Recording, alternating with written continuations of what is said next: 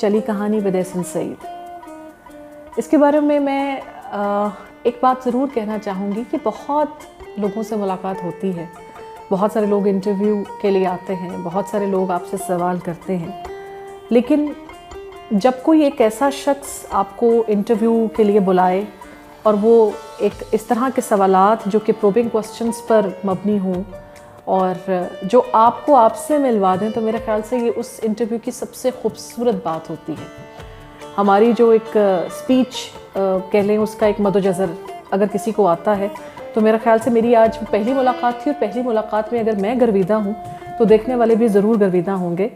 और मुझे बहुत अच्छा लगा आज इतने दिनों बाद खुद से मिलकर। And thanks to the anchor person Ehsan Saeed. And please do like and share and keep watching Chali कहानी।